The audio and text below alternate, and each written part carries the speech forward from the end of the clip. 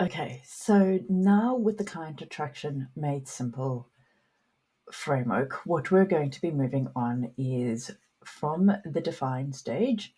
We talked about the vision statement. Next, we are moving on to values. So, defining your values. Now, the core values for you are really the fundamental principles that drive you, your practice, and everybody within it. It really represents what you believe in, what you hold dear, how you see things being fulfilled within your business, how you want to treat your patients, and the overall experience that you're trying to create within this realm. And you might be thinking, okay, well, why is it really important?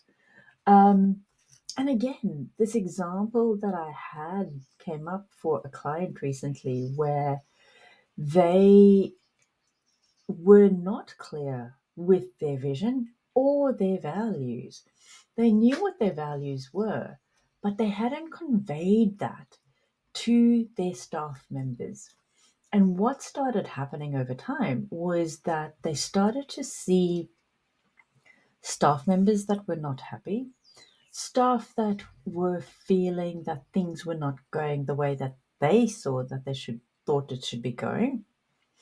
That meant was that there was friction within the team and things were not going smoothly within the business.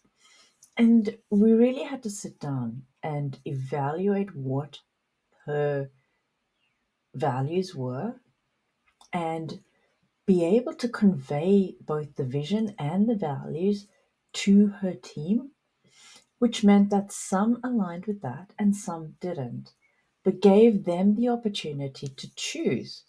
Do I want to be a part of a business where these are the core values, or do I move on? And it was an opportunity to open the door for new practitioners to come in to the space who did align. And we made sure that those values were conveyed along with the vision statement in the interview process. So it was part of that initial conversation. And it wasn't something that was then later talked about once you've employed somebody. And this is really important because it means that you can have the right team members on board, the right type of clients in your practice, and it creates congruency and a better environment for long term relationship building. So, when you're thinking about your core values, remember it's about being authentic and consistent. When you have that alignment, it means again that this forms part of that decision making process within your business, whether it comes to those conversations with current employees, future employees, contractors, patients, whoever is involved with your business, it forms the foundation. It also helps you to make sure that when you're attracting patients into your space, you want them to have the same core values or at least align with most of them so that they get the value from the experience of working with you.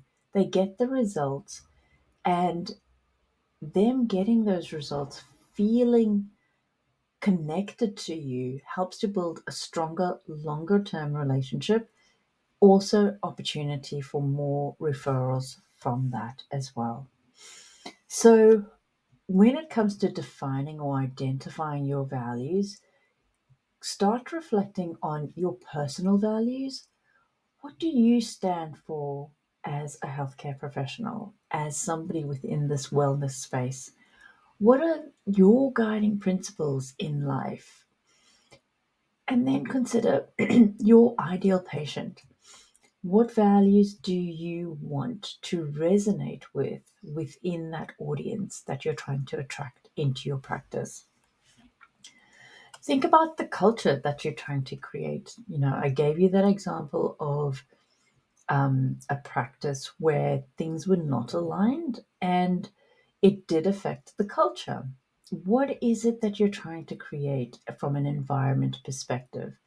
What do you want your team members to feel, to embrace, and to portray as the external image that they're giving to the clients that they're working with as well?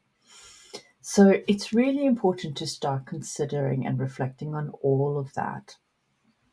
And some of the common core values for health professionals often include things like compassion, where you're putting the patient's needs and well-being first, striving for excellence, that highest quality of care and service. Integrity is another one that I often see with healthcare practitioners, because you know how important it is that you're upholding the quality of service as a healthcare professional. You're upholding those ethical standards that you've been taught and adhere to ensure that patient care is at front and center within your practice. Another one is collaboration. When we're in the health and well-being space, we're often collaborating with other healthcare practitioners, health professionals, whether that be personal trainers, physios, OTs, GPs, etc. Working collaboratively is often a very common value to have, where you want to work together to be able to achieve the best outcomes for your patients and clients. So, another one is innovation. Are you one of those health professionals that are always striving to be on top of the latest and best technologies and opportunities to provide as tools for your patients and clients? Or do you find that you tend to not rely on those types of things? So think about that from an innovative perspective. Also, remember that it's about choosing 3 to 5 core values that truly resonate with you and your practice, and keeping it simple, ensuring that those values are actionable and that they really do help to guide your daily operations within the business. And be sure that you let your staff members know what the values are, that it is visible.